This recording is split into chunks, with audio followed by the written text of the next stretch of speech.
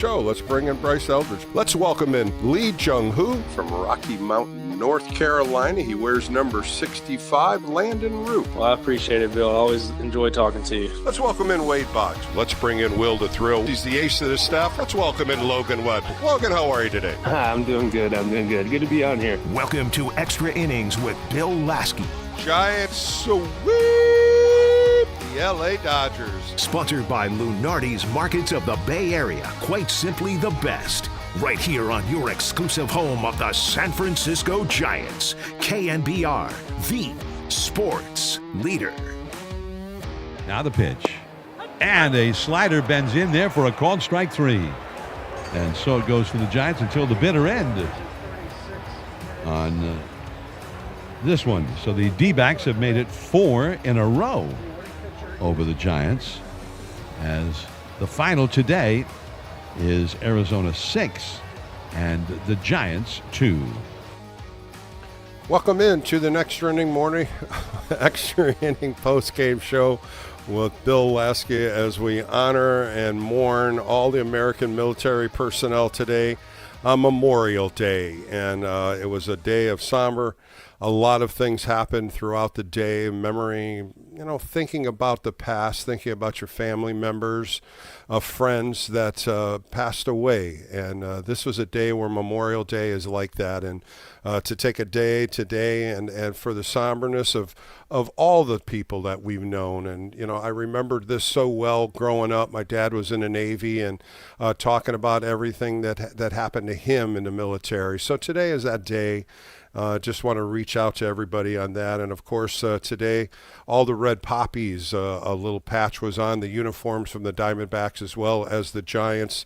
And that's a symbol of remembrance and respect. And I think that was very cool for them to do that in Major League Baseball. And also at 3 p.m. today, they stopped the games across the nation. MLB did this and had a moment of silence. A very classy move by MLB. Well, the Giants today and the Arizona Diamondbacks went head-to-head in their fourth outing. Both teams came in with 2-game winning streaks. The Arizona Diamondbacks in their last 11 have won 9 and only lost 2, where the Giants have only won 4 and lost 7. And the Diamondbacks just came out in the first 2 innings. It was really a pitching matchup between Merrill Kelly and Landon Root. And in the third inning, Moreno hits a home run to lead off the inning. And Root gets out of that inning. It was 1-0. The Giants came back in the bottom of the fourth and scored 2. And that was the only time the Giants were ahead in this game, 2-1. A couple miscues in that fifth inning. Tommy Troy hit a ground ball to short. Adames comes up, feels it, and throws it over Devers' head. His 9th error on the season. When you're looking at 9 errors in 54 games, he's got to really clean that up. Error hurt him, and then in the 6th inning, when Peguera came in, a leadoff walk, a double after that. I mean, these are free passes. These are things that hurt the Giants, and it's happened again today. On the offensive side, they just couldn't get anything going against Merrill Kelly. Merrill Kelly came in, career numbers 9-5 with a 3.3 earned run average. His last outing in Arizona was on Wednesday, and he got a win in that game. He went 6 innings, 8 hits, 3 earned runs in that. He came in with a 3-game winning streak. He had beat the Mets, the Rockies, and the Giants now for 2 times, and now he's got a 4-game win streak. Pitching pretty well, and when you look at what he did, he had 6 pitches going, a fastball, slider, changeup, curveball, sinker, cutter. He really just put everything where he wanted it. He's a pitcher that has control. He had no walks last game. He had 2 today, but he just stymied the Giants. And when you look at hitters from 5 through 8, that was Chapman, Susac, Eldridge, and Bader. 0 for 13 with just a walk. And then past games, when you think about the last 2 games, the Giants had scored 18 runs against the White Sox with 25 hits and 5 home runs. So a big difference with Merrill Kelly on the mound today, and the Giants just couldn't muster anything except 2 runs in the 4th inning. They had a double in the 6th inning with 2 outs and didn't score. They had a leadoff double in the 8th that didn't score. So today was just not their day on the offensive side. Landon Root, I thought he threw pretty well today. He goes 5 innings, giving up 2 earned runs, 4 runs total, 7 strikeouts, and he really had a lot going. 2 sinkers, 3 curveballs, a changeup, and a cutter. Used his pitches wisely. Just got, again, too many pitches, 93 pitches in 5 innings. And the bullpen came in. Joel Peguera just did not throw well. He only went a third of an inning, giving up 2 earned runs. Hedges comes in, throws 2/3 of an inning, a 1 hit, 1 strikeout. And J.T. Brubaker, again, 3 innings with just 1 hit, 1 walk, and 1 strikeout. Brubaker did this the other night, too, going 3 innings. That was against the White Sox on Friday, where he went 3 innings and only gave up 2 walks. So compliment him about getting 9 outs and helping the bullpen. Arizona, on the other hand, when the opponents score against the Giants first, which they did, the Giants are 9-26. They did rally back in this game, like I said, to score 2 runs to take the lead, but the error by Adames opened that floodgate up in the 5th. And then right after that error, there was a fly ball to left field. Really the first time Casey Schmidt was in a predicament about going after the ball, pulling back up on the ball, and the ball bounced by him. And Marte got a double. Marte, 4 for 5 today with 3 RBIs in that 3-game series in Arizona. He went 6 for 12 with 7 RBIs and 2 home runs. Boy, he is just a giant eater on pitching. Goes the opposite way, pulls the ball. A very professional hitter, and he's hitting .275 now. Started off the season really bad, but he's on a hot streak. Corbin Carroll's another one, 2 for 5 today. He's now hitting over 300. They're 2 leadoff hitters, 6 for 10 today. And the Giants just couldn't muster anything after the 4th inning. So you got to turn the page. They're 2-2 on a homestand. 2 games left against Arizona. Somehow, some way, they got to rally here. With Eduardo Rodriguez on the hill tomorrow, 6:45 first pitch. He's 4-1 with a 2.2 earned run average. He's throwing the ball extremely well. The lefty's got that changeup working. And Tyler Mahley's going to be on the hill tomorrow, 1-6 with a 6.1 earned run average. He's got to come in with throwing zeros. He's done it before. He just hasn't been consistent. A 12:45 game on Wednesday, Michael Soroka is going to pitch the right-hander, 6-2 with a 3.2 earned run average. Trevor McDonald's going to get another start. He's 2-1 with a 4.7 earned run average. So the Giants have to somehow scratch back against the Diamondbacks. The Diamondbacks are now 4-0 against the Giants in this young season. And, you always think about this, 2 steps forward and 1 step back, and this is exactly what just happened. The Giants losing on Friday. They win 2 games Saturday and Sunday against the White Sox. They had momentum coming into the night's game, and the offense just couldn't do anything. So we'll talk about it, 415-808-KBR. Get on the phone lines and talk about this team, seeing where they can do. I don't understand why these guys, they get in these hot streaks, and then all of a sudden, boom, 0 for 4, 0 for 4.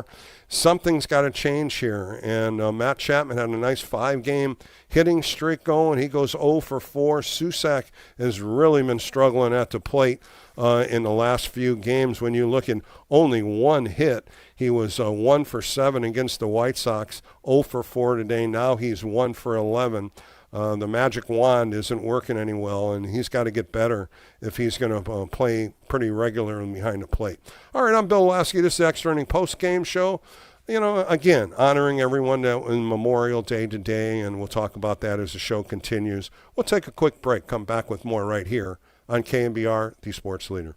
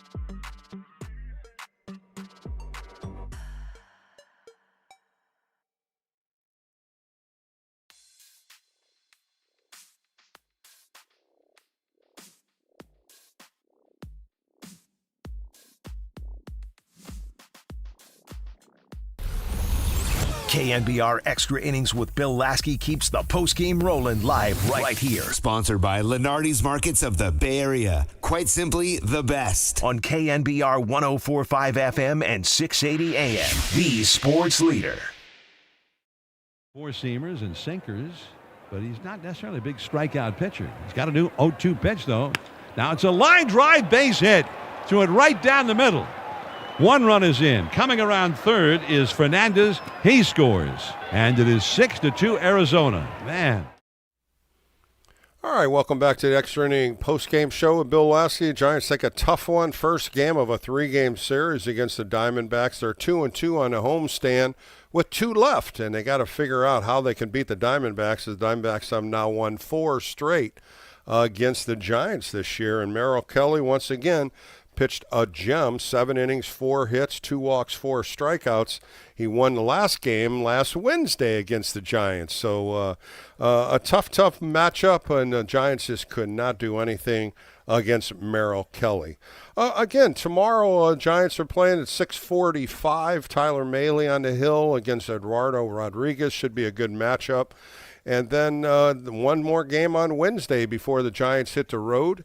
Off day on Thursday, 3 in Colorado, 4 in Milwaukee, and then 3 against the Cubs before they come home on June 8th. 415-808-KNBR if you want to get on the phone lines. Let's go to Ethan. He's in Danville. Ethan, you're on with Bill Laskey. How are you? I'm doing well. How are you doing? Well, disappointing loss. You know, after 2 good games where the Giants scored 18 runs, you figured they were going to come in with their bats hot, and they just couldn't get anything going. They had 1 inning where they scored 2 runs, and that was about it. I was really disappointed today. I was sitting section 128, and, I mean, I'm just disappointed. What I'm really excited about is how many fans are coming to the game, but what's the incentive for ownership to spend money when all these fans are coming to the game? We're 20 and 32 now, 21 and 31. There's just no incentive for ownership to spend money when we have so many fans coming to the game. I don't know, that's just how I feel. Well, I don't think money, Ethan, I don't think money has anything to do with it. I think it's the way the players are playing. Spending money isn't about the ability of the player. The spending money is to build a roster, but what you're seeing is what they spent their money on. So what are you wanting the Giants to do in spending more money? What players are you looking at to improve the roster? I think we just need to invest more in our bullpen, and we don't have a closer right now, and the bullpen right now is an absolute joke. It's horrible. And our hitters that we're spending money on right now are batting sub 230, sub 240, and that's just we need to. Well, Ethan, I'm gonna question you on the bullpen. The bullpen's got under a 3.3 earned run average total. It's the closer aspect, as you said, they're missing. And I think they're trying to figure out when and who could fit in that 9th inning. Yesterday, of course, Caleb Killian comes in, punches out the side. Is he your closer? That might be the closer by committee. But I understand about spending a little bit more to improve the bullpen. They really didn't do that. But I am going to stick up for the bullpen. The bullpen has putting zeros on the board recently, and they're trying to do it consistently. And there's been some guys that have been throwing a ball well. Now, when you go to the closer's role, totally agree with you there. Absolutely. I 100% agree. We need to get a closer. I mean, good teams have closers, and maybe we're not investing in a closer because we're not winning games, and by the 7th, 8th, 9th inning, it's already 4 or 5 run games, so we're not doing it. And we're losing more games than we're winning, so I think something has to change just like that. Make a statement, get a good closer, make something good before the trade deadline. I think we have some guys maybe. Well, let me ask you something. How many games do you think the closer role has lost for the Giants? How many times do you think that's happened? Any idea? Any idea? 4 or 5. Honestly, I'm not. They're 9 sure. for 15. I'll tell you, they're 9 for 15. They've got, and yesterday was their 10th save, so that was 10 for 16. So that's just about 60%. And you know what the average is in Major League Baseball? 63%. So they're almost average. It just looks that way when you're looking at the Giants and not having that closer like we had with Duvall. You know, you go back to Rob Nen, you got the guys that can come on to put that fire out. Can they find one? We don't know. There's nobody down there that has the experience. I still think Eric Miller could do it. I think he's got a possibility being that lefty closer. That might be the combination with Caleb Killian right now. They're trying to figure it out. They're trying to find a role for that closer. And it's really first man up. Who's going to put zeros on the board to, defend that role? It's going to be tough, though. We all know that. We're looking at it just like you and I are talking about it. But again, that's one thing that they're figuring out. I don't think the bullpen is the question. I think you hit it on the head. The offense is up and down. When I say 18 runs, 25 hits, and then today they only get 5 hits. The consistency has to get better, and I'm right there with that. Absolutely. I agree. The consistency needs to get better. And, the pitching staff right now, maybe in the next few weeks when Webb comes back, Roop, McDonald, and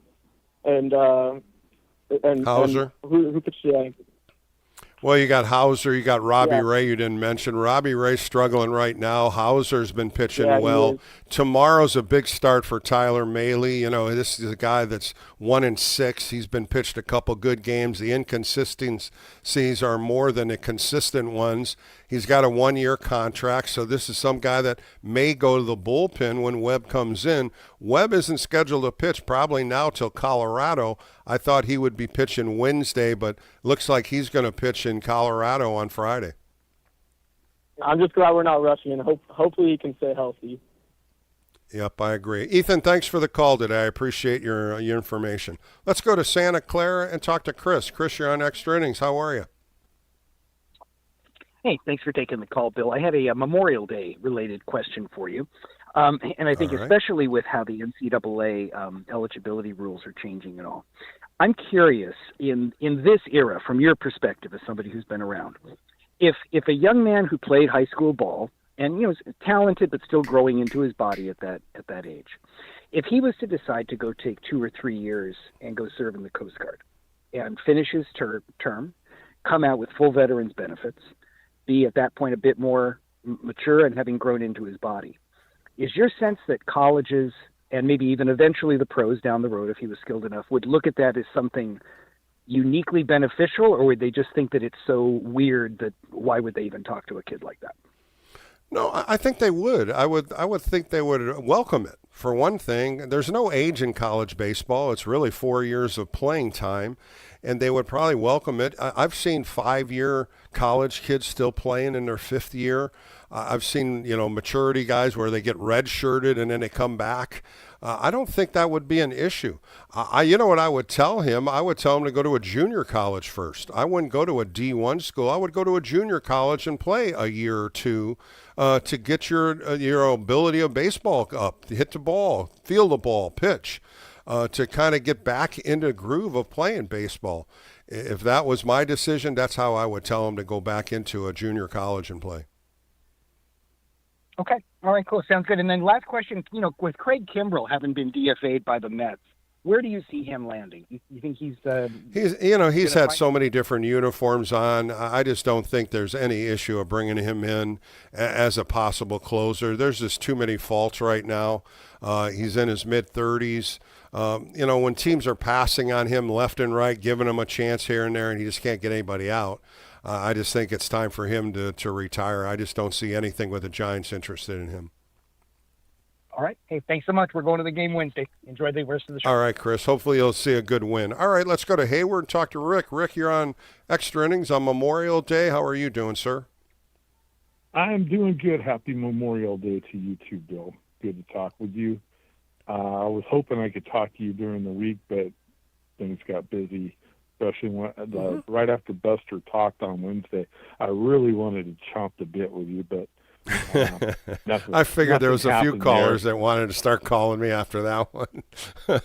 Yeah, that was that took me by surprise, Rick. That really did. It took me surprised on how some of those answers were answered. It was great answers by Murph and Marcus. questions were coming in there left and right, and just the way he steered away from it here and there. I thought Buster would have been a little more, compact, maybe right at the answers, and he kind of steered away on some of them. I think he got a little bit defensive when the bullpen question came up. He was the one that mentioned Diaz. Right. Murph and Marcus didn't mention Diaz.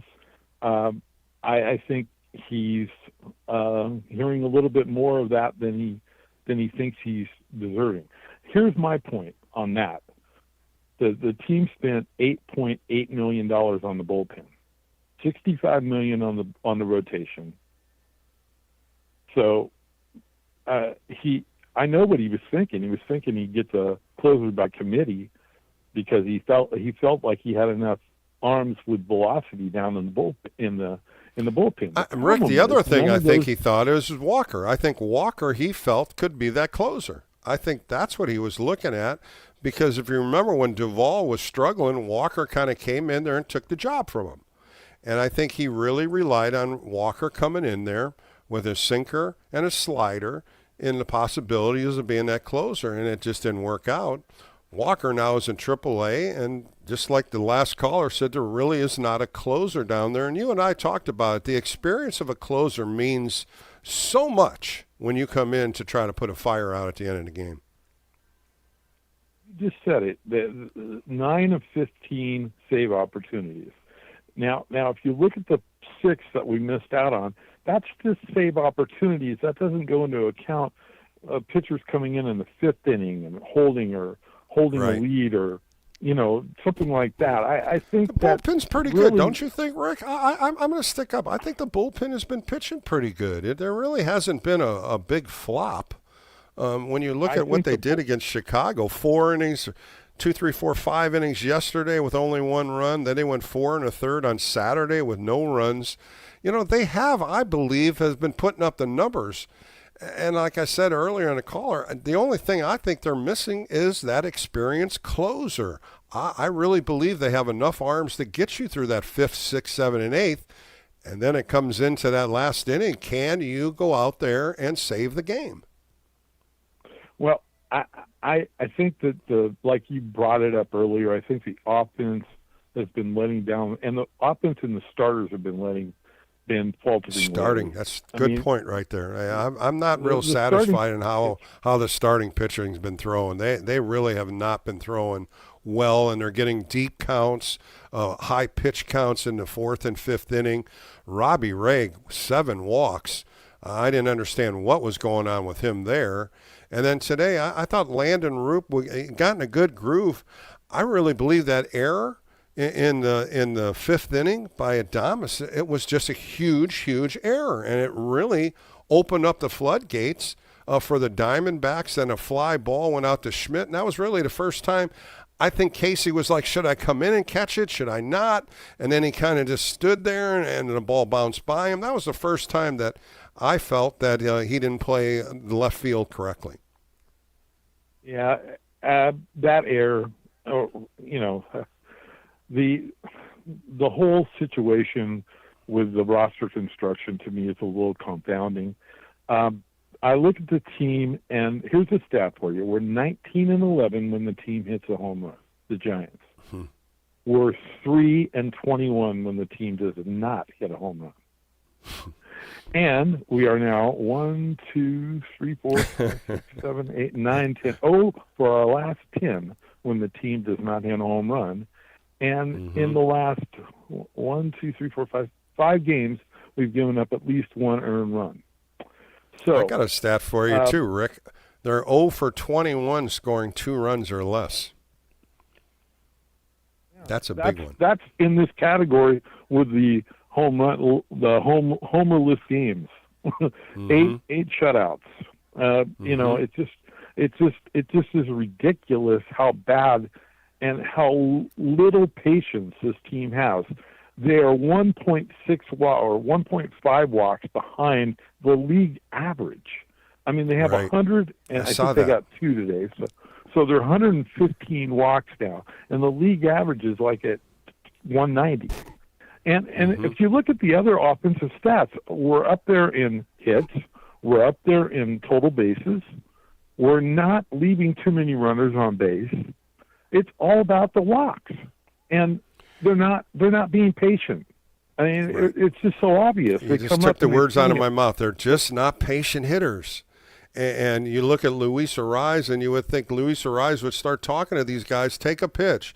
You know who takes them? Bryce Eldridge is another one that tries to take pitches. I've noticed that out of him. Of course, today he just couldn't pick up the ball, and Merrill Kelly, it looked like he was late on everything. He ended up getting a walk, but he missed a couple pitches right in his zone. It was just a tough day, and I don't know if the 2-day games bothered him. You start playing 3-day games, but I can't make an excuse about playing day or night. They just didn't hit the ball well today to even get, they were lucky they got 2 runs because Rafael Devers almost hit the ball out of the ballpark. Well, Bill, I know you're pitchers and you deal with these pitching stats a lot. A whip of 1.35, is that good or bad? No, that's up there. That's pretty high. Anything around 1 or less is where you want to be, and a 1.3 is maybe average or a little under. That's pretty high. You want to be lower than that, and that's really walks and strikeouts. That really what's that all about. And the walks, they haven't been giving up a lot of walks, which is good. Their strikeouts are about the same every game. They're not really a strikeout pitching staff. They really aren't. Yeah, Robbie. To me, Robbie is the one that tries for too many strikeouts. I don't understand why he must lead the league in foul balls, allowing foul balls. I counted it one day. He had like 24 foul balls in one game. I was astonished when I saw that, and he does. It's ridiculous how many pitches he throws to hitters, and probably 2 or 3 of them are always foul balls. It's amazing to me, and I was doing that one day, and I'm like, my goodness, 24 foul balls, and he was up to 90-some pitches in the 5th inning, and that was your answer. Now, is that predictability by a pitcher? Meaning, as a hitter, you're going, well, you're not going to throw him anything other than a fastball. As a pitching coach, wouldn't you go out there and say, Robbie, throw something other than a fastball? I mean, come on. That's where that changeup comes into it. Rick, you got to throw something off speed, and you got to throw it down, try to get a rollover. Anytime people were hitting foul balls, I would always go something off speed because most of the time they're timing your fastball. They're not timing breaking balls. They're timing your fastball. And if they do that, and you can tell if a left-hand hitter's hitting off me, I'm right-handed, they hit it down the third base line, they're right on it. They're kind of late on it. They pull the ball, they're on it. And if the ball goes straight back, then they're right on it. So, I mean, it's different ways to look at hitters, but most of the time, if they're late, they push it the opposite way. That's how I always read hitters. That's how I always read my fastball to hitters, because they tell you if they're on it or not. Heck, I don't understand it. If you are ex-pitcher, a really good, as I understand it, a really good pitching coach for young kids that teaches kids, why aren't these guys getting this? Why aren't they paying attention to what's being told to them? I don't understand it. This is one of the reasons why this team is 10 games under 500, because I'm sure the pitching coaches are telling them, hey, you're being too predictable on the mound. Dude, if you just they do, and it's just changing it, though, Rick. That's the whole thing, changing the mentality of a pitcher, especially an older pitcher like a Logan Webb, a Robbie Ray, guys that have been pitching for 6 to 8 years in the league. They're not going to change. It's really the catcher saying, "Let's do something different here. Let's change it up in a pitch sequence." That's what I always like the catcher to do. If I'm wanting to throw another fastball, hey, well, hold on here. Let's throw an off-speed curveball or a changeup. I used to love catchers that did that because it stopped you from doing that same thing, pitch, pitch, pitch, pitch. And They do. It's just that's the only thing that I can say about losing Patrick Bailey compared to Susak or Rodriguez or even Haas. The experience of him behind the plate is immense, and we know that. He called a good game. He really did. And if you ever watched him as a catcher and you saw him Buster Posey do it, he would peek at the hitter. He would peek to see if the hands changed, if he's closer to the plate, if he's in front of the plate, if he's deeper in the plate. That matters on adjustments to a hitter. That was one thing I used to love to watch Buster Posey do all the time. Before he put the sign down, he would wait to see the hitter set in and then make the change there. But a lot of good stuff there, Rick. You always love talking pitching with me, and, of course, I love talking about it. But, hey, thanks. Have a great game the rest of the day, Rick, and I appreciate your time today. All right, we're going to take a quick break. Got a few on hold there. Don't go anywhere. I'm Bill Laskey. This is the Extra Inning Post-Game Show. More coming up right here on The Sports Leader.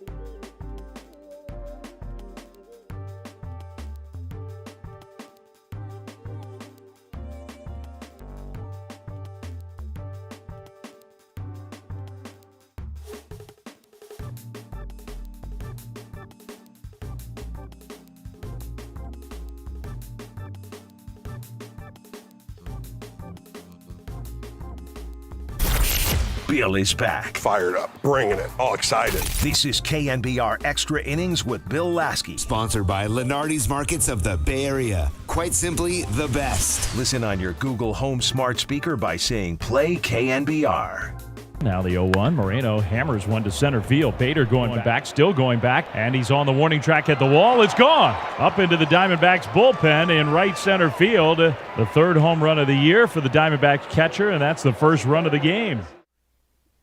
Back on the extra inning post-game show, Moreno hit a home run. Landon Roop only gave up 2 home runs this year. That's very unusual on him. Moreno hit one also against the Giants in that 3-game series in Arizona, hitting .245, and he only hit 3 home runs, 2 of them against the Giants. So some bad luck right there with Gabriel Moreno, and he took the lead. That's when the Giants fell behind 1-0. They came back with 2 in the bottom of the 4th. But the error opened the gates up in the 5th, and the Diamondbacks scored 3 there, 2 more in the 6th, and ended up winning his first game 6-2. So on a 6-game homestand, they're 2-2. Of course, they won the last 2 games against the White Sox, and they have an opportunity to win the next 2 and pull out another series. And let's hope the Giants can do that starting tomorrow at 6:45 right here on KNBR. All right, let's go to Joshua. He's in Sacramento. Joshua, how are you on a Monday evening? Hey, Bill. Good to talk to you again. You know what? I just looked at a pattern when they started this homestand. They lost the first game against Chicago, and they did something right with the bats. I have faith that they can do that again the next 2 games, just like you said. Yeah, it's just tough. You know, you want to win that first game so you don't put the pressure on yourself to try to win the next 2. And if you look at the last 3 weekends, they played Pittsburgh, they won 2 out of 3. They played Sacramento Athletics, they won 2 out of 3. They played the White Sox 2 out of 3. And now they start this week off with an L. And something about the Diamondbacks are playing really well right now. As I said, their last 11 games, they're 9-2. And the leadoff hitter, Marte and Carroll, those are the 2 guys that set the table for the Diamondbacks. And tomorrow, Tyler Mahley's going to have to come out there and really adjust to them in those top innings. You know, I watched the sweep in Arizona, and Arenado's the giant killer. And I could say now in 2026, Cartel's right up there with him, and they really do have to watch out for those bats. You're absolutely right. When you're looking at 10 for 17, he's been 4 for 5 today. He was 6 for 12 against the Giants in that 3-game series in Arizona. He's on fire right now, hitting .275. He wasn't hitting well in the beginning of the year, but boy, he is just a fantastic leadoff hitter. And you can't make mistakes, and that's what I keep saying on Perdomo today, Peguero today. In the 6th inning, had him 0-2, and he laid a flat fastball in there, and of course he gets a base hit on it. Those are the mistakes you cannot make against good hitters. They'll rake you every time, and he's the type of hitter that's just looking something in the zone where he can get that bat out, and he gets that barrel on it, and Marte had a good game tonight. I wanted to talk one giant hitter that's making the difference for the last month, and his name is Schmidt. I think he's come to a point in his career where he wants to play every day, and he's available to any position you need him. He's going to hit you 25 home runs to keep playing him. Do you agree with that? 100% agreeable, especially when you're looking at him. He got a double today, knocked it off the wall, 51 hits on the season, 29 RBIs, 11 home runs, leading the team in RBIs and home runs. He's just better at the plate. He's confident at the plate. A couple times he jumped at that slider away, and you could see him being upset at himself because he didn't do that much. He did it when he first came up, a free swinger. Now he's kind of laying off on that pitch. He ended up striking out in that 4th inning with a perfect slider. And I think that's what you're going to see more of pitchers going against him with, Joshua, with breaking balls, and we're going to see if he can adjust to that. And you know what? I predict the next 2 games, they're going to get it going like they did against Chicago, and we're going to have no worries. Looking forward to the next 2 games for sure. Well, let's hope for the best, right, Joshua? And let's see if they can change their luck tomorrow. They're 0-4 against the Diamondbacks, and they got a tough pitcher going against them tomorrow with Eduardo Rodriguez. He's been throwing real well for the Diamondbacks. But thanks for the call today. I appreciate your time. Let's go to San Jose and talk to Skins. Skins, how are you today? Hey, Bill. I'm doing okay. And thanks for taking my call. This might be an abstract question. Not so much about current play. I could go on and on and on about that, but I'm really interested in knowing your thoughts on the draft coming up. I believe it's in July. If we have such a great pick and there's good players available, both in the field and on the mound, and I wanted to know what you thought. And, that Jackson they get the Flora fourth pick overall. Skins, they get the fourth pick overall. That draft is going to come up here in June. July is really the trade deadline. June is when that draft's going to come up here, probably around the second week. They're hoping, and I think they're crossing their fingers. Buster was talking about the shortstop out of UCLA. Of course, he's primarily the best player at the college ranks. And then they're looking at a couple other pitchers, some good right-handers. They had a high school kid they were looking at. I don't have the names in front of me, but I've been reading about them, a couple college pitchers. It is a big pick for them because that's a pick where you could go college and at the same time use them to push them right up in the ranks at AA or AAA. Again, they're going to try to get shortstops. This is the big thing. That's how the draft has been changing. They go after the shortstop because the shortstop position is pretty much the best athlete on the field, and they can move him to second base. They even make him move into center field. So I don't know which way they're going. I don't think they know, and you always hear these drafts, who's the best player on the board when I get to choice. So is the shortstop from UCLA going to be there in the fourth pick? We don't know, but I'm sure the Giants have a few other names that they're thinking about. Well, I wish it scares me that you're not sure that they know, because we could talk They're about not. pitching. I don't think they and do. I don't think they do know. It's going to be just like when you look at NFL drafts and other basketball drafts. It's really what's going to happen before you. You got 3 picks before you. And most likely they have a good 6 or 10 players they're looking at, and they're going to, go by committee. Who's got him? Next one up, next one up. I know they want to get a college kid. I think that's what they want to do. I don't think they want to go into the high school ranks. When you're looking at some of the young players they have in the minor leagues, there's some good, talented players, but they're really young. I think they want to go a little more mature. I really think they want that shortstop at UCLA, and I don't know if he's going to be there by the 4th round. He's supposedly the number 1 player on the team, on the number 1 college team in their World Series or their playoffs. He's going to be tough to. It's going to be tough to get him. Of course, everybody wants him, but what about pitching? I mean, they did trade. That's probably going to be their second step. Yeah, that's probably where it's going to be. And there's some good college pitchers out there.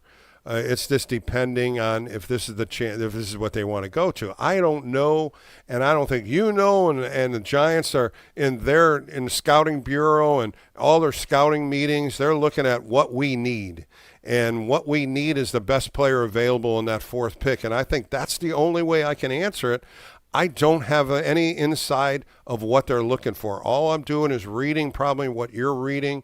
When Buster Posey had a meeting, brought Brandon Crawford to this meeting to have a little dinner or discussion with the shortstop at UCLA. And I wish I had his name in front of me. I don't have that picks in front of me. It's on my desk. I didn't bring it to me today. But those are the guys that they're circling, and they want to get the best player available. And, of course, you and I are talking about the same player. Yeah, his name is Rock Chopowski. It's kind of there a you funny go. name. And yep, that's him. Yeah, exactly. But what about Jackson Flora? He's 6'5". He's kind of like that's he's a that lanky pitcher. Dude, that's another one. That's another name that they have been looking at. 6'5", kind of lanky. They say he hits 100. They say he has good. This is on the synopsis. They don't know. They're very vague. That he has good control of some of his breaking stuff. I mean, we know that they're pitching. What's his name? Robbie Ray's gone next year. Molly might be gone. This free agent. They they got the well, you got Carson Wisenhunt, you got Carson Seymour, you also have Trevor McDonald. You do have some people that can slide into the rotation. Of course, you want to have some maturity on the mound too. You want to have some veteran leadership, and that's why I think Buster Winton got Maley and Hauser, because they are experienced pitchers. Hauser, I think, has been pitching dynamite his last 5 starts. Maley has shown signs, and in other signs he's inconsistent, and I think that's the word I can say about Maley, because he does have it in the caliber of pitcher he is. We just haven't seen it consistently yet. Saw him dialing against the Dodgers. He had a good game against Tampa, but then he comes back and has a clunker the next one. As a veteran pitcher, you got to be pitching a lot better than that and consistent. We just haven't seen it out of Maley. We've seen it out of Hauser. We haven't seen it out of Robbie Ray lately either. His last 2 outings have not been good. That's the way I can't imagine them not going for a pitcher. But I know how hard it is to develop a young kid, because he's got to go Double A, Triple A, and get stronger. And that's really a question for the future. Is he really that kind of quality athlete? They traded Patrick Bailey for this guy named Wilkinson, Steamboat Wilkinson, and he's built a little bit like Bartolo. The tugboat. Yeah. Bartolo Colon. The tugboat, yeah. And, you know who he reminds me of, Skins? He reminds me of David Wells. That's the guy I kind of compare to him watching him pitch. He's 2-2. He's in Double A. He's 2.2 earned run average, 46 strikeouts. Right. He's only got 12 walks. He is pitching pretty well. 23, 24 years old, I do believe, right in that nature.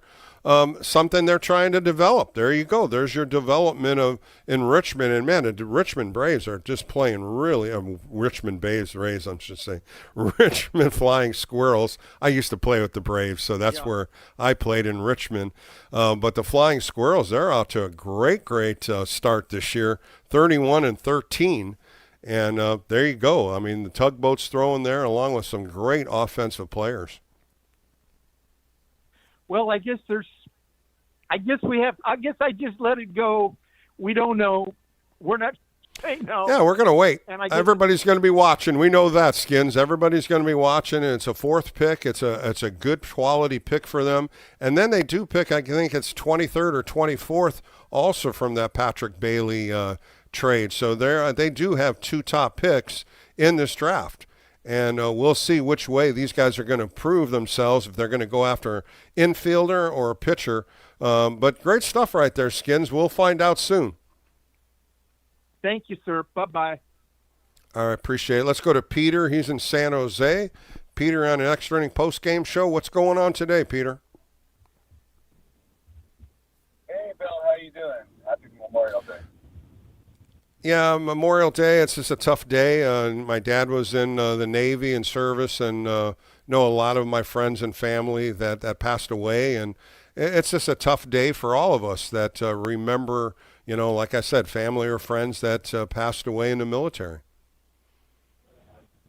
Well, sorry to hear that, but it's good that we're remembering this. So the Giants played today. They really didn't bring the bats today. They were stymied by Merrill Kelly. Did you watch the game? I did. I actually, ironically, I wanted to ask you a funny question. Do you think this team is capable of out-hitting teams? Because I know in the past we've been a pitching-first team. Because I do see up and down the lineup potential. Because they did. I mean, they did. I do too. I do, Peter. And you start looking at stats, Peter. You start looking at stats, and guys are coming out of these slumps. You had Matt Chapman had a 5-game hitting streak. He was 5 for 10 in that 3-game series against the White Sox. And today, 0 for 4. Nothing really hit hard.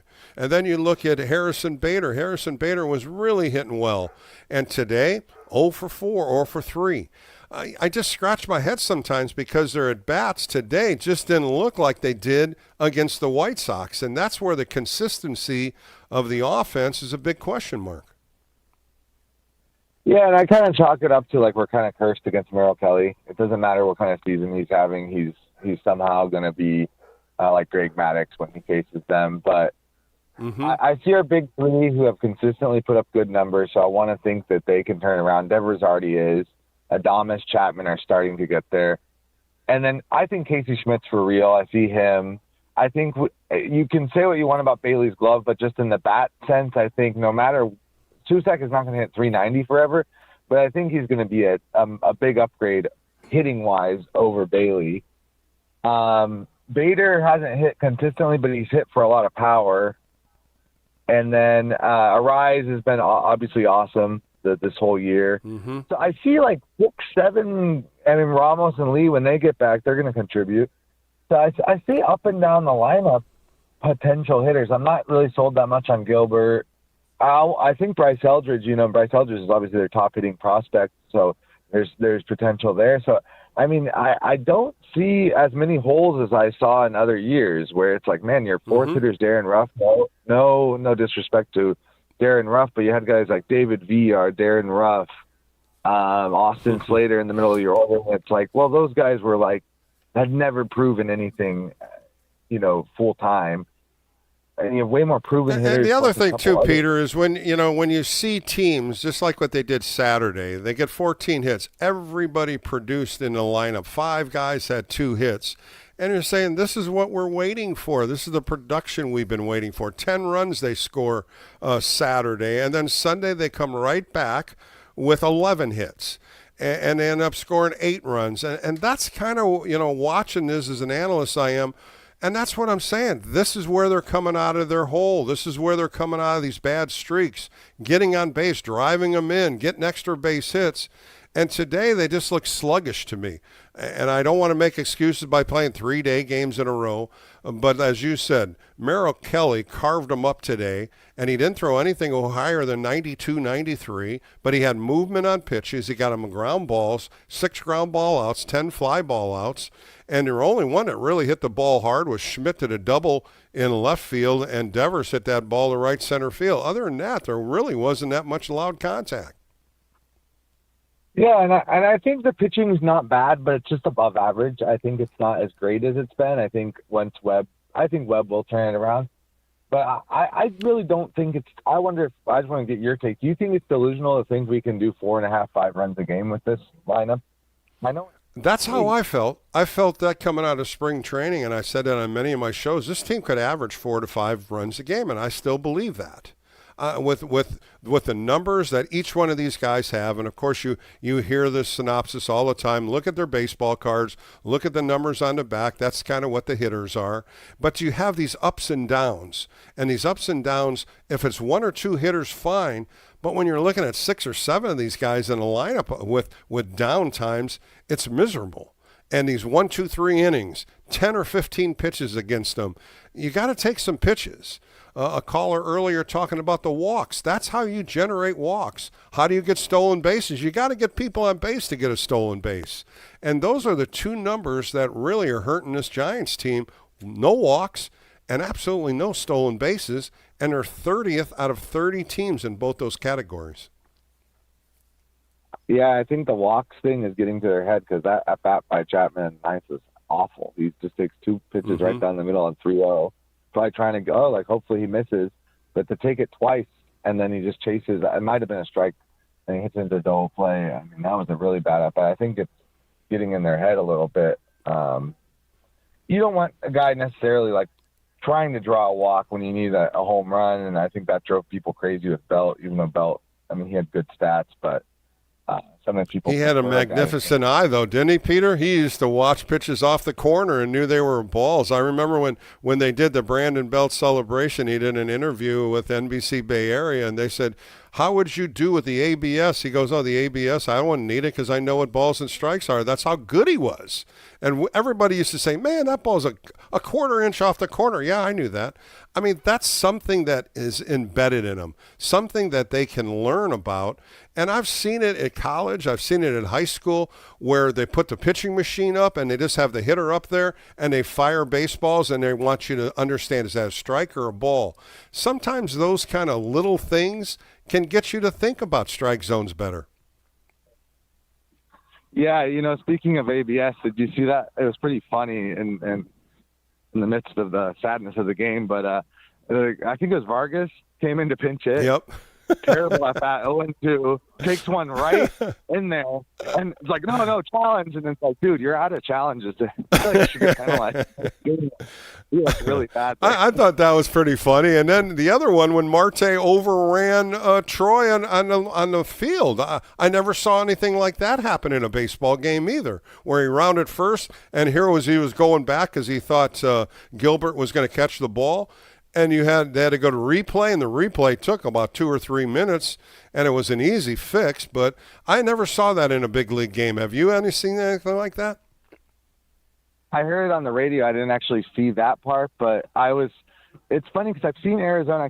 They did something else that was funny in the last series where they swept us. And I do think it's a little frustrating because it's like they're so athletic and fast and all this stuff that they can get away with doing stupid stuff and still win the games. Just like you're absolutely right. These guys they have speed, and they're one of the fastest outfields in baseball. And that's when they put the ball in play. They make good contact. They're playing good baseball right now. 9-2 in their last 11. Yeah, no, I do think the Giants will start catching up with them and the Padres. I know it sounds a little delusional, but I don't think we're that much worse than them, but time will tell. I think this consistent baseball, they got to get out, maybe do a winning streak here. And I'm telling you, the question mark now, not just the offense, is the starting pitching. The starting pitching isn't even going 4 or 5 innings anymore, and the pitch count is getting way up. And these starting pitchers have to go deeper into games, even though the bullpen's been throwing above average, but these starting pitchers have not been doing what we're capable of doing, and I think that's starting to be a question mark in this rotation. No, for sure. And now, do you know is Webb starting tomorrow? I mean Wednesday? No, they have Maley pitching tomorrow and then McDonald on Wednesday. I'm looking possibly in Colorado. I would think maybe Friday. He pitched in Sacramento, I do believe, last Friday, threw about 60 pitches. He'll come back. They're going to have to try to make a move here.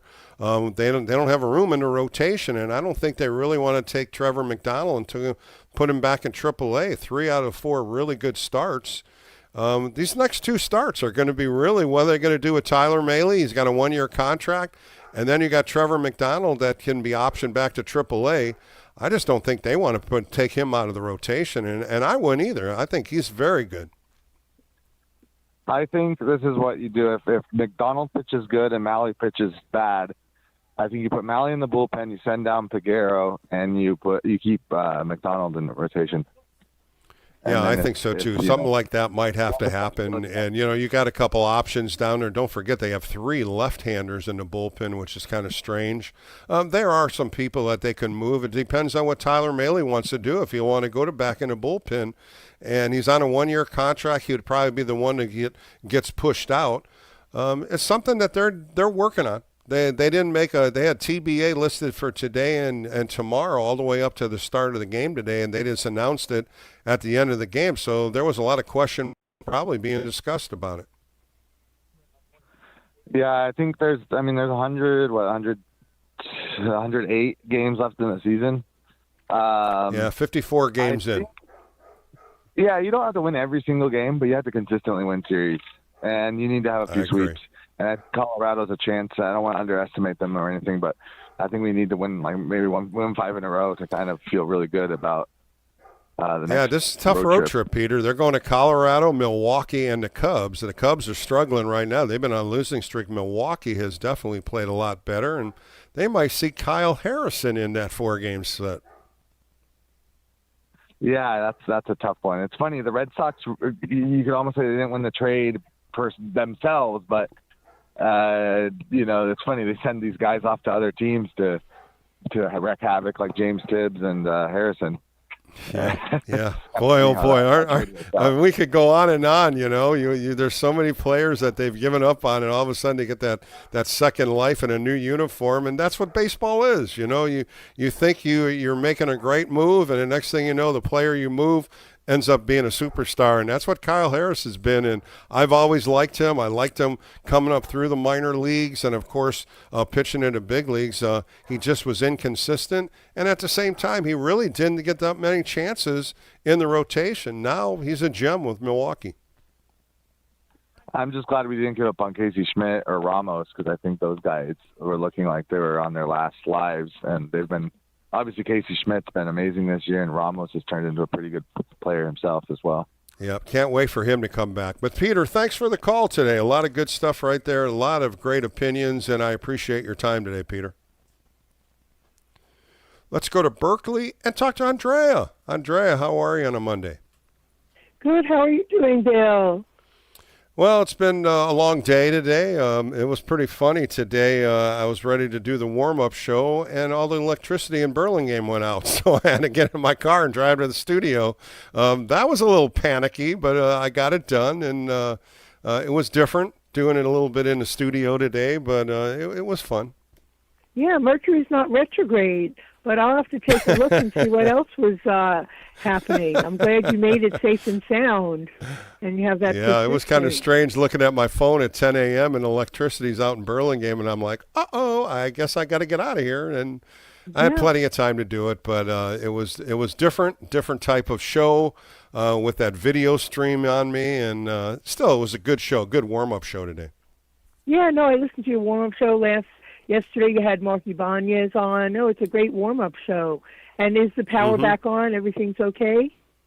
Yeah, I ended up coming back home to watch the game, and I don't know what happened. There was an accident or something on El Camino where a car hit a pole or whatever, but everything's fine now, and all the electricity's up, and you just got to make sure you maneuver the right way if something like that happens. Yeah, no, your Sagittarius ingenuity and positive energy got you through, so I'm glad that away, you Andrea. for making it. You always bring that Sagittarian up on me, and you're absolutely right all the time.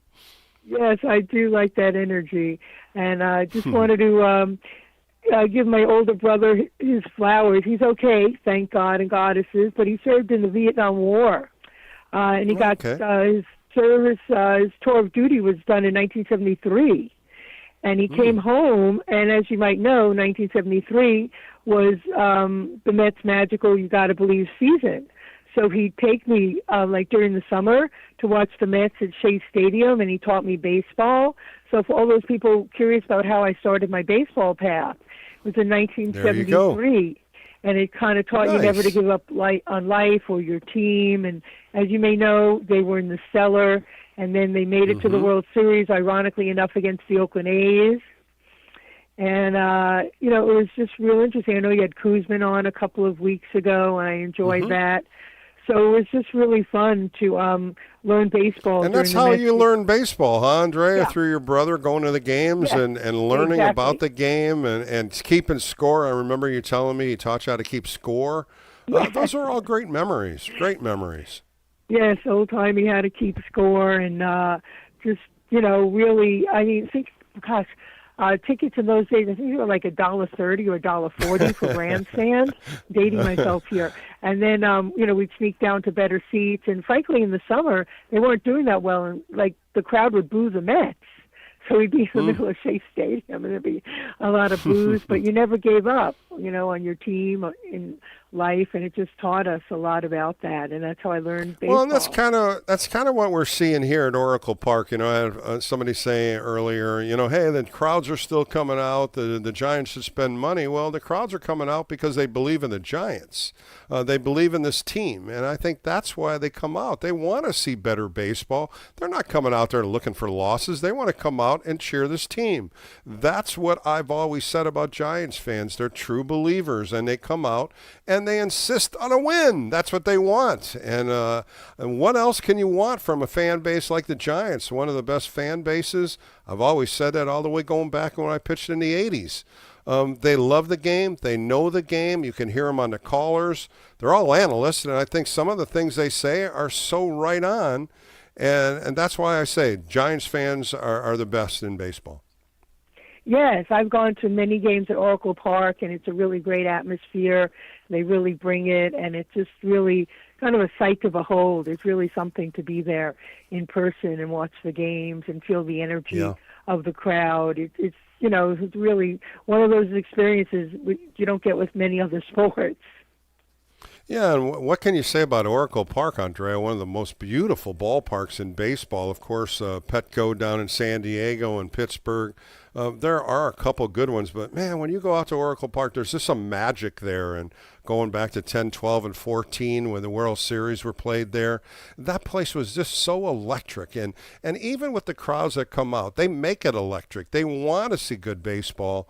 And I think that's all the players want to hear. They want to hear the positives. They don't want to hear the boo birds. They don't want to hear the whistles. And they need to play better. And I think that's the whole key when you come home to play in a home field. Yes, and I will say Giants fans are a lot more mellow than New York fans, and that's a compliment. Or Philadelphia. Oh, my gosh, Philly. Yeah, don't get me started with Philly. Yeah. Yeah, the East Coast, Andrea, they tell you like it is, man. You may not like to hear it, but they're going to tell you. Whether they throw batteries at the Mets in the bullpen or boo Santa Claus, I mean, they're just they did a lot of things. Beyond. Yep, they did a lot of things. Well, Andrea, have a good rest of the day. Thanks for bringing up your brother. It's a good memory for Memorial Day, and he did serve his time. And, this is a day to reflect on that. Yes, thank you, Bill, for having the show and having a space to share our sacred memories. I appreciate your time, Andrea. It's always a pleasure talking to you. Thank you so much. All right, coming up next, I sat down with a man who wore the Arizona Diamondback uniform, number 20. It's retired now. He's in the Hall of Fame. He's a 5-time All-Star. As I said, a World Series champ in 2001 when he got that base hit off Mariano Rivera in the 9th inning, and they became World Series champs. The only year the Diamondbacks have hosted that World Series trophy, a Silver Slugger Award. I catch up with Luis Gonzalez, of course, the quotations, Gonzo. That's coming up next on the Extra Inning Postgame Show right here on KNBR, the sports leader.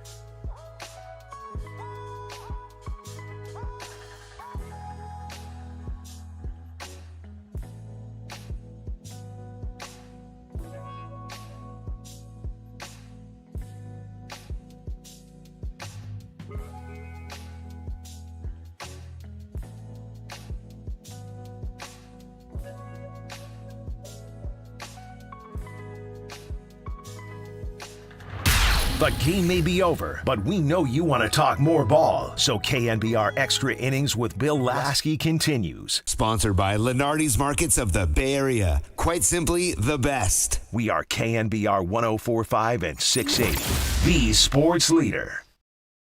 Welcome back to the Extra Inning Post-Game Show with Bill Laskey. I'm honored to bring a friend of mine, five-time National League All-Star, a World Series champion with the Arizona Diamondbacks, won the Silver Slugger Award in 2001.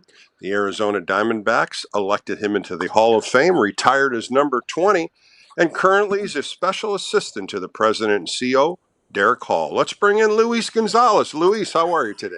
Good. How you doing? I'm good. Thanks for joining me. And I want to ask you a couple questions about 2026. It seems like many teams are bringing up top-line prospects, younger players, but they're giving them extended contracts without any kind of history in the big leagues. Love to hear your thoughts on that. Well, I mean, it's a strange situation. I mean, you want players like that to come up and do well, and at the same time, you don't know their track record. I mean, they've played well in the minor leagues, and they've been good enough. They've been top prospects wherever they're at, and I think you got to be very cautious and know the personnel or know the player that you really want to try to get to give that big time contract to, because he's going to be walking into a situation where he hasn't had a lot of major league at bats or anything like that, and there's been players that are sitting in that locker room that have been around for a long time and are never going to see that opportunity to make money like those guys. Luis, when you're looking at talent like that, the talent's there, and you just said it, you can't really judge minor leagues because it's a whole different animal in the baseball world. Now you're judging them at the level of the big leagues. When you're looking at experienced players, as you say, that haven't got that opportunity, and they're given them pretty big, lengthy contracts. Yeah, and I think, there's a rarity situations, and I think those are the ones that organizations and teams have to be, in full agreement, I think, when they see that special type player when they come through the organization and realize, okay, this is a special talent.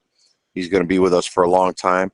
There's been some that really work out extremely well, and there's been others that have gone a bust real quick after 1 or 2 years, and you find a guy making a lot of money sitting in AAA because of the simple fact that they rushed him up to the big leagues before he was ready. And, the expectation level is just like when you draft a guy, you're drafting them on the potential of what you think they're going to do in the next 5 to 10 years. Luis Gonzalez joined me on the Extra Inning Postgame Show. I want to get your thoughts on going back in time. You grew up in Tampa, Florida. You played American Legion baseball. So did I back in Ohio days. But now they have travel ball, playing 12 months a year. I always talk about this on my show, about putting a glove down, getting a reset on a different sport. How are your thoughts about that?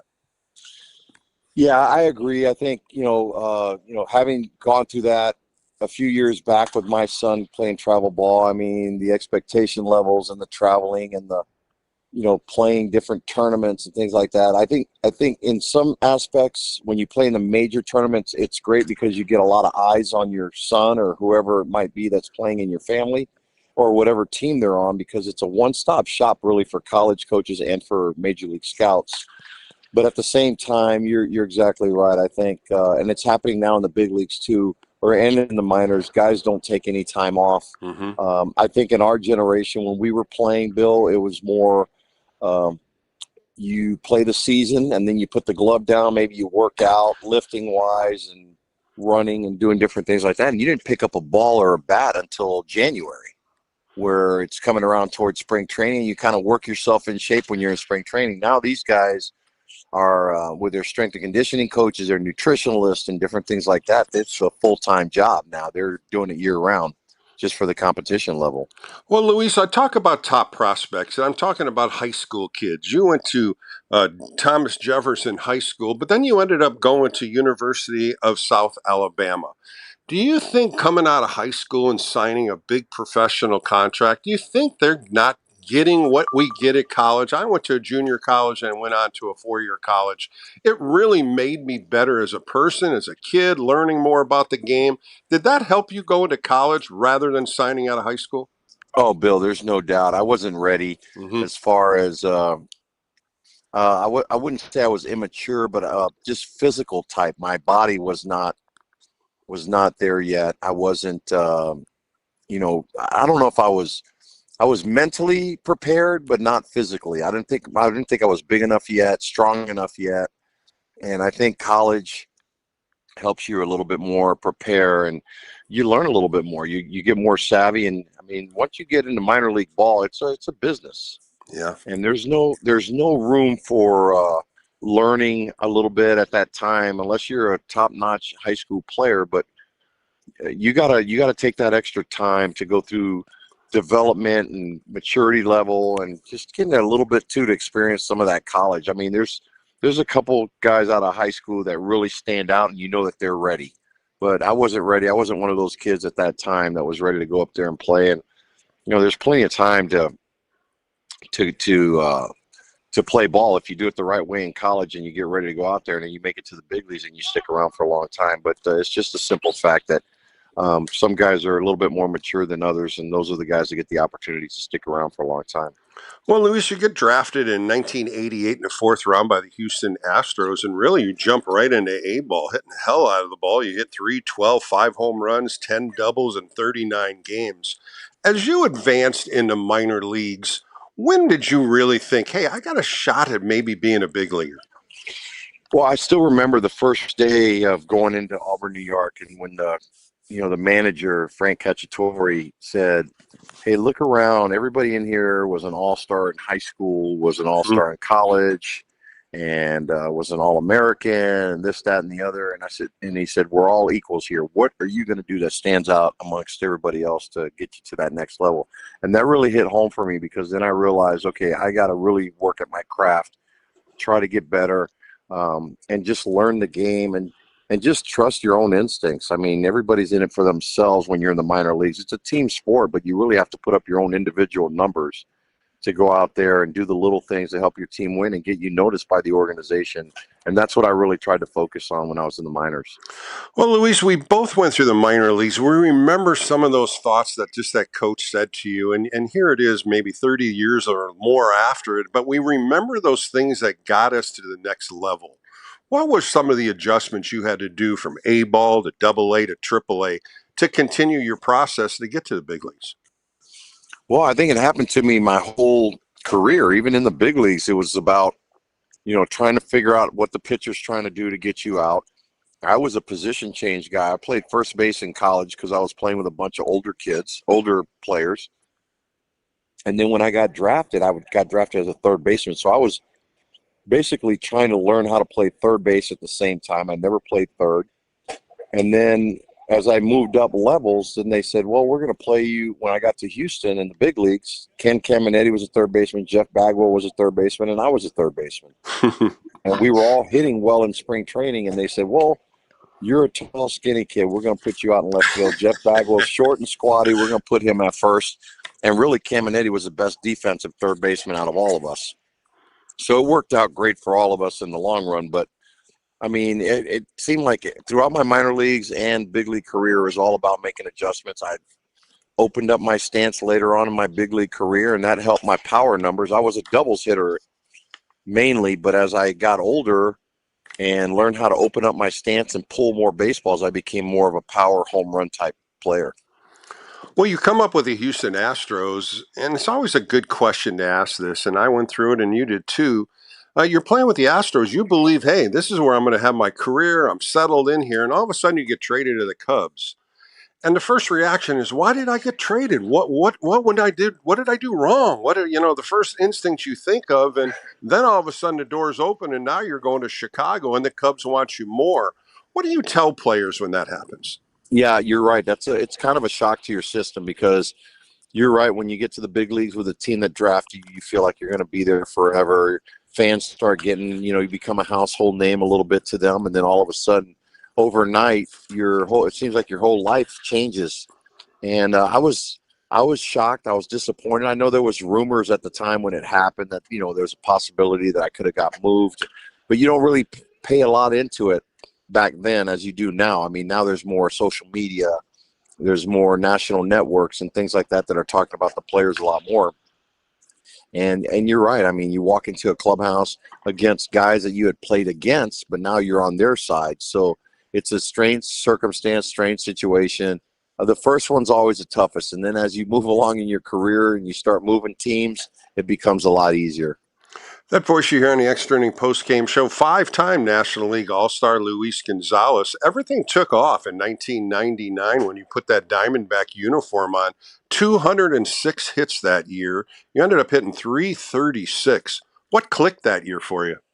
I was put in a great situation behind, or in the middle of the lineup. I had Matt Williams hitting behind me, a San Francisco Giant great. I had Tony Womack at the top of the order. I had Steve Finley up there at the top, Counsell, whoever was hitting in the 2-hole, and I was put in the third spot, and I just felt comfortable. These guys were always on base, always moving around, and I was always known as a contact type guy.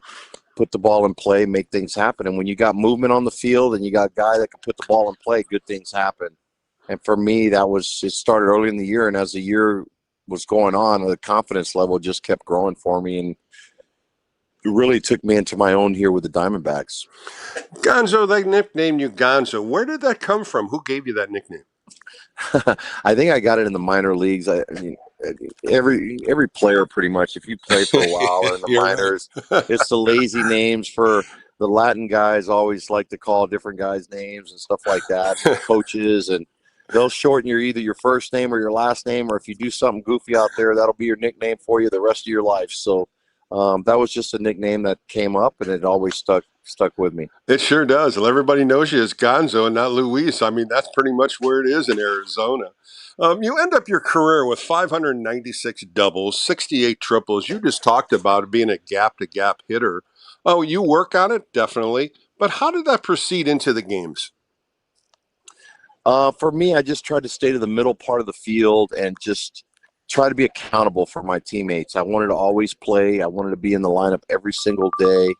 And for me, it just I used the middle part of the field. I always felt like, I've got gap-to-gap power, and I wasn't the fastest guy in the world, but when you hit the ball with a little bit of authority, I was a line drive type hitter, and from line to line, and that it just developed into more power as time went on for me.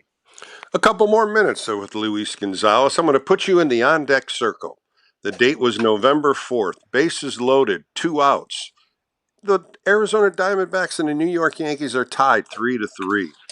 Mariano Rivera, .70 earned run average on the hill. You're in the on-deck circle. This walk the little bases up. Tell me your thoughts walking to the plate. Bill, I was thinking, don't screw this up. You got one shot at it. I mean, honestly, as you're walking to the plate, everybody dreams about situations like that. I'm a sports fan, whether it's baseball, basketball, football, hockey, whatever. You dream about being in that situation. To find myself there, I was, I knew what I had to do. They brought the infield in. I said, I just got to get a ball out in the outfield far enough, or in a perfect spot to where I could get that runner in from third. In my dream, you dream about hitting the home run and, jumping around like Joe Carter did and, to win the World Series. But in reality, I'll take that bloop single each and every day, especially off a closer like Mariano Rivera. I remember it well, and so does probably millions of people around America, because that was such a clutch point of the series. You win the series, and really the Arizona Diamondbacks' first World Series. As we close out with Luis Gonzalez, the day when the Arizona Diamondbacks elected you into the Hall of Fame, but what's even more special about this is retiring your number 20. Your thoughts that day and going up to the microphone, ready to make that speech, what were you thinking about? Well, I mean, first of all, I was humbled because, you play this game to earn the respect from your peers. And for an organization to think enough about you as a player and as a person to want to honor you with, it's a fresh organization. There wasn't a big history of, players that had come before, but to be the first guy to go up in the ring as one of their guys in the Hall of Fame, it meant a lot to me. It really struck me when they called me in and told me that they wanted to do this. It was very humbling. And like I said, there's been so many great players that have played this game, not just for the Diamondbacks organization, but for many. I mean, you think of the Giants and the Oakland A's and the Cubs and the Yankees and everybody, and to have your name thrust up there on a building, it's pretty special. Gonzo, well deserved. What a great career you've had, and I want to thank you for your time today. Thanks, Bill. Always a pleasure. That was Luis Gonzalez on the Extra Inning Postgame Show. More coming up right here on KNBR, the Sports Leader.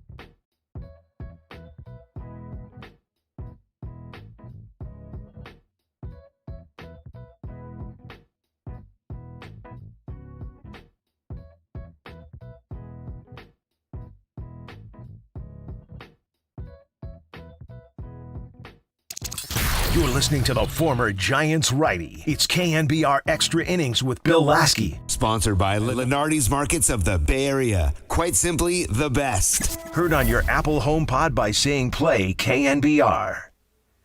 All right, back on the Extra Inning postgame show with Bill Laskey. Giants lose earlier today. The Arizona Diamondbacks 6-2. The Diamondbacks have won 9 out of their last 11, playing real good baseball as they've got 11 hits today. And, of course, a solo home run by Gabriel Moreno. You know what? When you look at what the Giants have done here in this homestand, the last 2 games, they really hit the ball well. Today, they did stymied by Merrill Kelly. And when you look at 18 runs, 25 hits, 5 home runs, very good offense here in the last couple games. And today, it just didn't turn the way the Giants wanted on the offensive side as they only came up with 5 hits. And, of course, Rafael Devers hitting that double in the 4th inning was pretty much all the offense they could muster. So tomorrow they turn the page. Eduardo Rodriguez on the hill for the Diamondbacks. He's 4-1 with a 2.24 earned run average. Tyler Mahle 1-6 with a 6.1 earned run average. Boy, he's going to have to come in and stop some offense that the Diamondbacks is progressing right now. They are really hitting the ball well. Coming up next, I sit down with Ted Baird, a retired umpire, 33 playoff games, 5 World Series, and he also was the umpire on June 13th, 2012. He was behind the plate when Matt Cain threw his perfect game. That's coming up next right here on the Extra Inning Postgame Show with Bill Laskey on KNBR, the sports leader.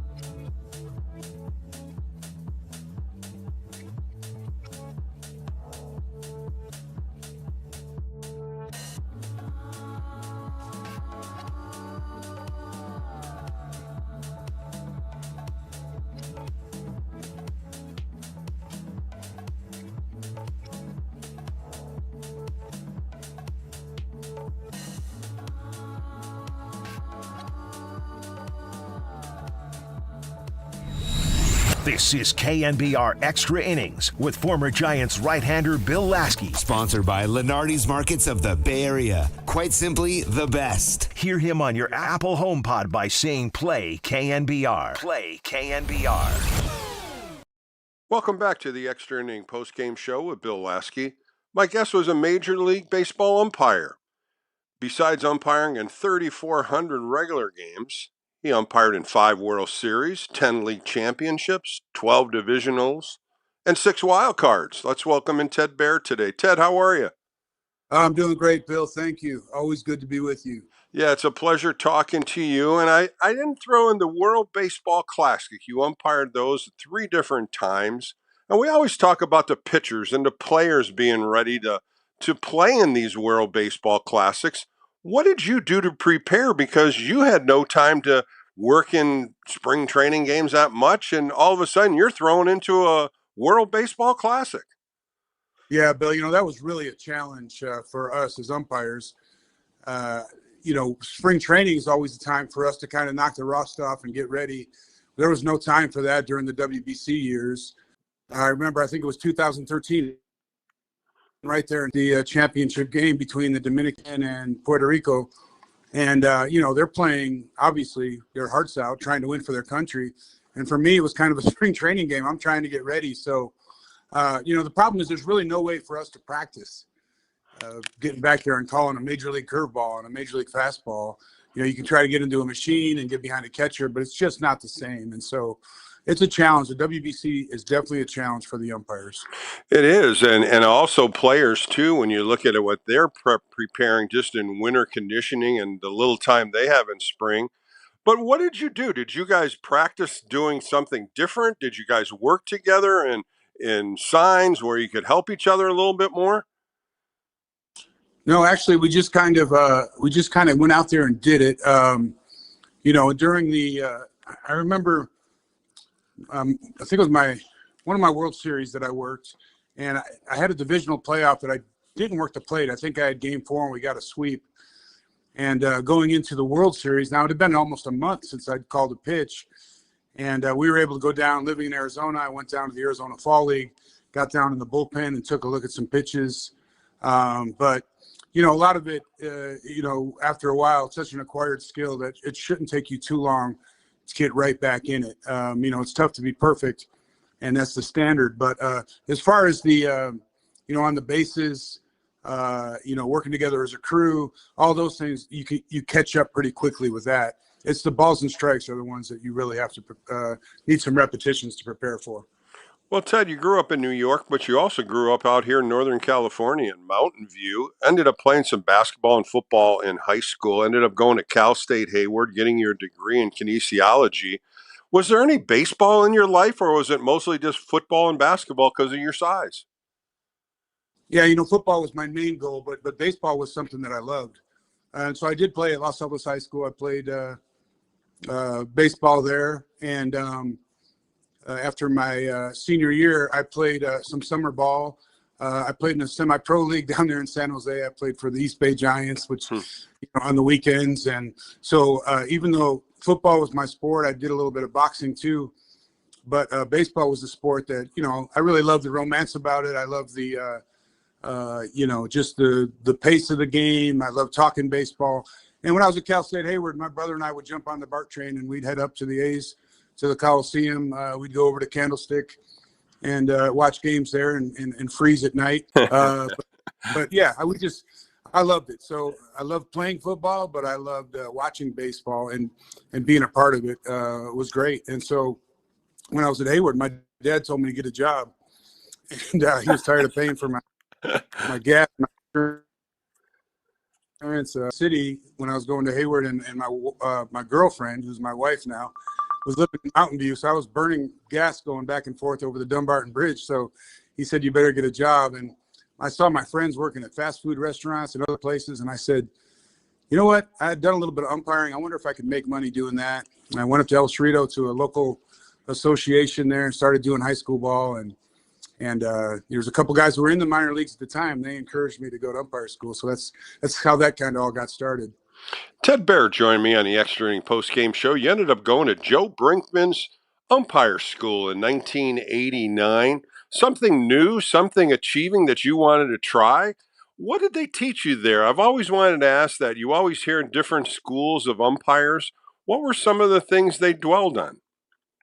Yeah, really, you learn the basics. So you'll get into the cage, the pitching machine, teach you the stance, where to set up, what to look for, and then out on the bases, you're going into the minor leagues, so you're going to work a two-man system. So there's a lot to learn in covering the field. One guy has the plate, the other guy has the bases. I was like, when are we going to work four-man? They said, kid, you don't have to worry about four-man for a long time. Yeah, and then much of it is in the rule book. So it's classroom time, and then it's tests. And yeah, it's an intense, it was 5 weeks at the time that I went. And then, there was about 150 guys. There was 150 guys over at the Wendelstedt School, and they took the top 25 graduates from each school. We went to an additional course run by minor league baseball at the time over in Boardwalk and Baseball, the old Haines City where the Royals used to be for spring training. And so from there, we competed for a job, and I was lucky enough to get a position right out of umpire school. I went to spring training down in Arizona, living in the Bay Area still. And then I headed off to the Northwest League, and that's where I worked the 1989 season and advanced to the Cal League in 90 and 91, the Texas League, Pacific Coast League, and then was lucky enough to get selected to go to the American League in 1994 was my first big league game. Yeah, and it really you went through the minor leagues very rapidly, and most of the time umpires are stuck there, Ted, and sometimes they're stuck there for a couple years. As you said, in 1994, you got to the Pacific Coast League, a AAA league, and then you had opportunities to fill in at the major league level. At that time, you didn't know how much time it was going to take you to get to the big leagues. It really happened in July 1999. 25 umpires resigned, and you were one of the 25 that got that opportunity to do full time. Was it mainly because they didn't want to change the American and National and merge into one umpiring group? Is that what's the confrontation back then? No, it was actually it was a contract year, and I think the negotiating strategy that we had that didn't go so well was trying to get the other side to the table, and which didn't happen, and so that's where things started to unravel a little bit. But it's interesting because in 1998, if you remember, with expansion, the Diamondbacks were coming in with Tampa, and back before 2000, I was filling in the American League, and once you were a product of the American League, we became their property, and so the National would not hire us. Because it was, two separate things, unlike now where we're under one umbrella. But so with Tampa and Arizona coming in, they were going to be in the American League. Well, 4 of us were going to be hired the following season. And then, as you remember how it played out, Tampa went to the American League, Arizona went to the National League, the Brewers flipped over to the National League. So actually the 4 of us, they came back and had to say, hey, you're not hired. We have to hire 4 National League guys. So that was a little bit of a setback for us. But then, in 2000, when things came about. So, really out of the 22 guys that resigned, there was 3 of us that, were scheduled to have jobs a couple of years before. And, looking back on it, it all pans out for a reason.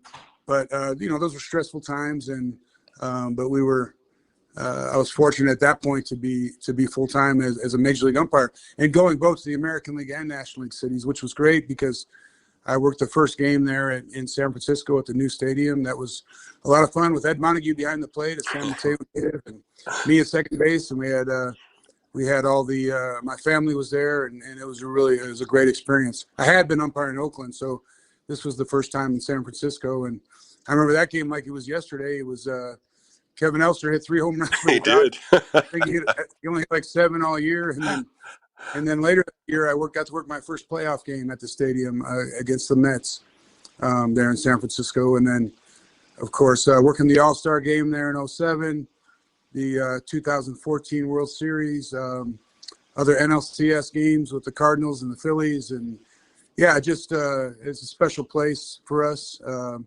Always will be, and yeah, had a lot of fun. But out of all those, really, kind of the highlight was the 2007 All-Star Game. Great memory for me and my family, and of course in 2012 when Matt Cain threw his perfect game and I was behind the plate. That was a fun night. And then later, a couple years later, I was there and I worked to play for Matt's last start, his last start as a major league pitcher. So a lot of great memories there in San Francisco. Oh, fantastic memories, Ted. Ted Bear joined me on the Extra Inning postgame show. And one of the things, Ted, you were 6'6", 240. You had the size. You had the height. A lot of injuries happen to umpires as the seasons go on. What were some of the major ones that you had to overcome? Well, you know what, Bill, I was really blessed in that, so many injuries happen to umpires with knees and hips and getting hit by foul balls and broken bones. I really, I didn't miss any time. I was just really lucky. Even now, as I'm 60, and Bill, 60 in baseball age is like 80, right? Sure is. But I'm still feeling good. Joints are there, and but the major injuries that I've had, got my bell rung a bunch of times with some concussions, but I kind of worked through them just with my boxing background. Probably wasn't smart to do, but I got through it. My hands got beat up with some foul balls, and so there's some, I got some fingers that aren't right. But I look at guys that played in the NFL, and they're all mangled up. So I figured I got out relatively unscathed. But a lot of the guys, knees, hips, joints, because you're standing still for long periods, and then you're turning and sprinting, and then coming back and standing still and turning and sprinting. So, a lot of hamstrings, Achilles, feet, planters, and standing on our feet for so long. Yeah. The speed up rules are great, but I remember in 2018, I worked the plate game 3, the Dodgers and the Red Sox, in 7 hours and 19 minutes. And I was on my feet the whole time. And so, I think a lot of people, you think about how physical sports are, but you don't think about how physical it is just to stand there. Right. It doesn't sound hard, but I challenge anybody, just, hey, stand up for 4 hours without sitting down. Well, players understand this, Ted. Players running in and out of the, into the dugout, out of the dugout. They're sitting down. They're relaxing. You guys are on the field the entire game. Fans don't understand that you're out there the whole time.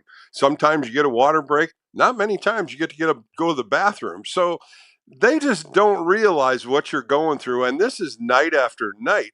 And that's where I go into as you say, the small injuries. It's the Achilles, it's the calves, it's the hamstrings, all the little injuries that you have to go through by standing out in the cold, standing out in the hot humidity. How did you end up doing that? I mean, you had to bear down and do it. Yeah, that's the thing. That's the grind. So many times it's those little nagging injuries and the players deal with it all the time. It's suck it up time and go, especially as you're driving into September in a pennant race. And the season is such a marathon. Mm-hmm. Now in the big leagues, it's nice that we do get some breaks throughout the season. We get breaks in our schedule that we get to go home for a few days. And I tell you, replay has really helped us because going into New York, rotating in and being a part of the replay crew, it helps us a lot physically. You're still working. It's still a stressful job. Mentally, you have to lock in, but you're sitting in an air-conditioned room, and it is nice. And another thing fans don't realize is standing on AstroTurf takes on a whole different thing. The turfs are much better now, but you remember like when you played in the Astrodome and some of the other ones. I remember the Kingdome, and after a 3-game series, your back and your feet are just aching, just because you're standing on that so long. And you mentioned the players, they realize it, especially on a hot day. They're like, man, we can go in the dugout and there's a fan and we're drinking water, and you guys are standing out here just wearing it. So. And then the cold days in San Francisco, which could be in July, right, at night. Yeah. But those are tough because you're bundled up, and your body gets stiff, and now you got to turn and run, and that's where injuries can happen. And you'll see a lot of times we'll pick each other up. You get a guy that's injured, but he's like, hey, I'm going to work through this. And he's standing over at third base. Okay, we'll work around it. We'll help you. We'll rotate a different way just for a few days for him to try to get healed up and get that tweak going. And I tell you, the trainers are great. The trainers are great because, I might be in the locker room in San Francisco and call for a trainer to come over and he'll give us some treatment and help us to get back on the field, which he doesn't have to do, but just professional courtesy.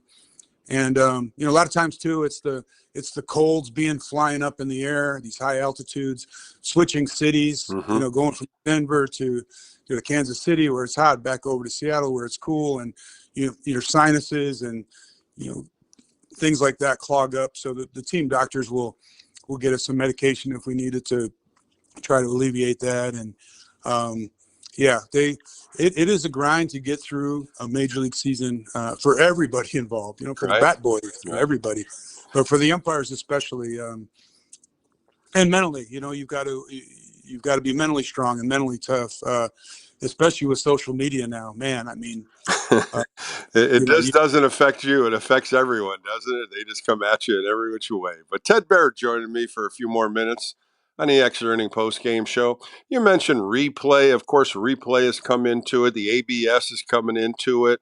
And pitch timer. There's so many different elements of the game that has been changing, Ted. You and I have been in the game for many, many years. We're old school kind of players and umpires. But the new reality of technology changing the game, how does the umpires like it? Because, you ask players like it, and they don't like some of the things too. What is the major thought pattern of the umpires? Do they like all the changes? Well, they love the speed up rules Yeah. because, it's less time on the field and better on their bodies. But the technology is, it's just something that it's funny because most of us, we don't think about, is this good or is this bad? It's just like, hey, this is what we got to do. And we've got to deal with it. We've got to adjust. It's been neat watching the guys, in replay. I worked, from 2014 to 22 under replay. We've had to change the way we umpire a little bit, the way we position ourselves for plays, what we look at, dealing with all the regulations. And now with ABS coming in, they'll adjust to that. The thing that it's going to show is really how good and how resilient Major League umpires are. Mm-hmm. And there'll be challenges because, it's different now. And not just the actual ABS, it's, the challenges, when to challenge, when to accept a challenge, when not to accept a challenge, the timing of it, what happens on a steal. Say the catcher throws down, now we have to challenge that, but wait, we also have a replay at second base, and the umpires have to navigate that and map it all out. And I tell you what, the crew chiefs do an amazing job. As I sit and watch Major League Baseball games, I'm like, wow, how do you guys keep this all straight? And they do. And I firmly believe, and I'm biased, but I feel like baseball umpires are the best officials in the world. And I think our group is better than ever. It's funny, social media will say, they'll beat up on umpires, but I'm like, man, they are so much better than we were, and we were so much better than our predecessors. And it was, and our predecessors were really, really good. It was just a different game. But one thing, Bill, that one thing I don't like about the speed up rules is that, and I was a social guy, gregarious. I like to talk to everybody, players, bat boys, coaches, managers. And with these speed up rules, there's no downtime. There's no conversation. Mm-hmm. There's no, hey, how you doing? How's your dog doing? It's let's go. And so it's good because you're on the field less. But my memories are, as you heard, the great games, the fun games that I've worked, the great cities and people I met. But it was the relationships I had on the field with my partners, with ball players, with managers. I feel they're going to lose a little bit of that because there's less interaction between the players and the umpires. Well, Ted, a fabulous career. You did a fantastic job in umpiring, and now you're retired. Now you get to watch it.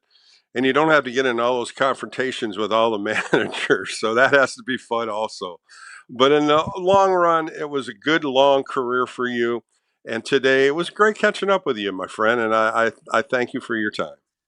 Well, Bill, I always enjoyed watching you play, and the times we got to spend together down at the fantasy camps, and just enjoy listening to you too. So thanks for having me on. I really appreciate it. That was Ted Barrett on the Extra Inning Post Game Show. More coming up right here on KNBR, the sports leader.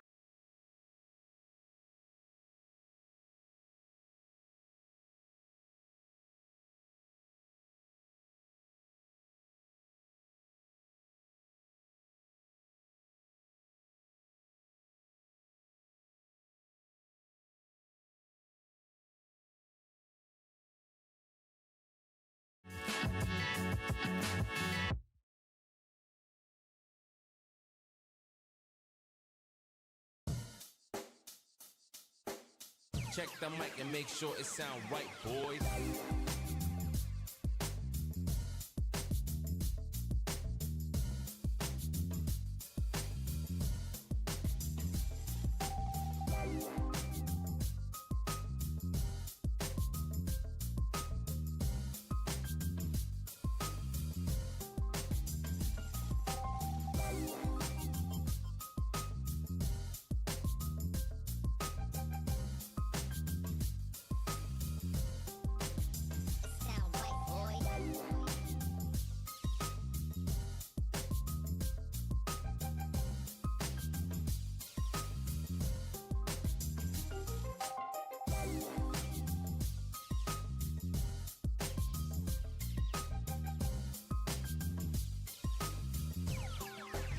It sound right, boys.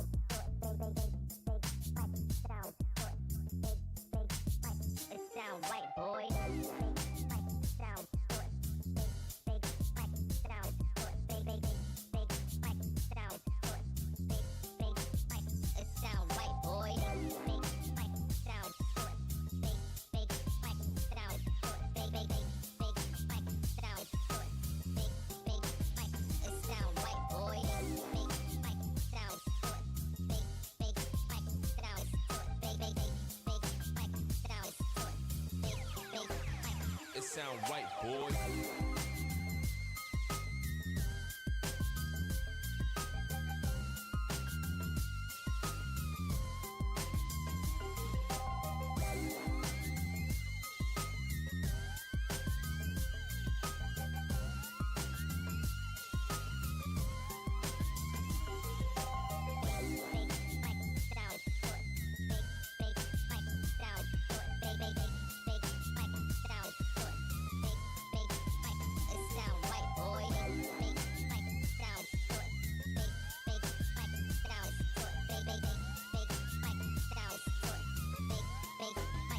It sound right, boy.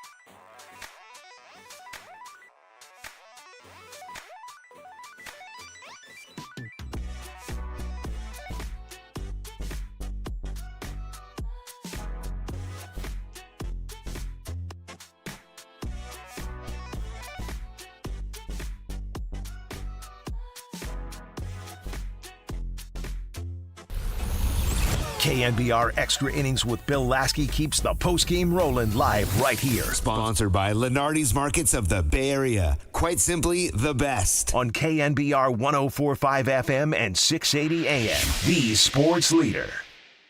Welcome back to the Extra Inning Post-Game Show as we close out a Monday, Memorial Day. Giants lose today. First game of a 3-game series against the Diamondbacks, 6-2. They're going to try it again tomorrow, but the game's at 6:45 and then on Wednesday at 12:45. So make sure you know the times for the next 2 games when the Diamondbacks and the Giants meet.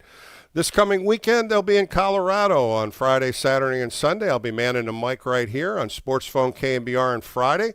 Saturday and Sunday, I'll be doing the Extra Inning post-game shows then. If you miss Luis Gonzalez or Ted Barrett, they'll be on the All KNBR podcast if you miss either one of those interviews. I want to thank Ryan McCarthy once again producing a great show, and, of course, all the phone calls coming in. Positive as well as negative. We take them right here and we discuss them. That's what's great about doing the post-game shows. For Bill Laskey, have a great week. Make sure you stay safe out there and be joining me on Friday when the Colorado Rockies and the Giants go at it at Coors Field. Have a nice week. We'll talk later. More coming up right here on KNBR, the Sports Leader. It's another great outing for the righty on your home of San Francisco Giants baseball. KNBR 104.5 and 680, the Sports